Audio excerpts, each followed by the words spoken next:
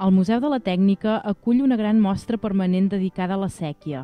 En aquesta exposició històrica s'explica la importància de l'aigua i més concretament de la séquia, que des del segle XIV porta l'aigua a la ciutat de Manresa per al desenvolupament agrícola primer i industrial després. La mostra ens explica també els sistemes d'abastament d'aigua i altres formes d'aprofitament hidràulic, per exemple, molins polvorers, fariners, bataners i bombeig d'aigua. La séquia va ser construïda al segle XIV per portar l'aigua del riu Llobregat des de Balsareny a Manresa. Considerada una de les principals obres d'enginyeria medieval, va ser dissenyada per Guillem Catà. Al llarg dels seus 26 quilòmetres es van construir mines i una trentena d'aqueductes que encara es conserven per salvar els desnivells.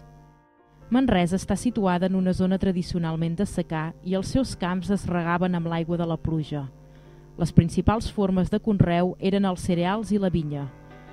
Amb la construcció de la séquia es va poder crear una zona de regadiu i per això, gràcies a l'ús de l'aigua principalment per al conreu, van poder desenvolupar nous cultius com l'horta manresana. Amb la construcció dels dipòsits entre els anys 1865 i 1868 i la constitució de la Junta d'Aigües Potables, es va crear també la primera xarxa de distribució d'aigua corrent de la ciutat. Posteriorment, es va comercialitzar mitjançant la compra de plomes i als anys 50 es va ampliar i modernitzar la xarxa de distribució i es va canviar la ploma per sistemes més moderns. L'agulla és un punt estratègic. Aquí la séquia es divideix en dos ramals.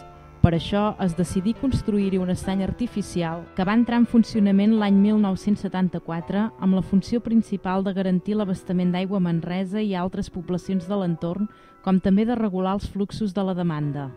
A més, s'ha convertit en un pulmó verd i espai lúdic i forma part del Parc de la Séquia, que engloba tot el recorregut del canal, incloent-hi el centre de visitants, més la masia de Can Font i els dipòsits vells.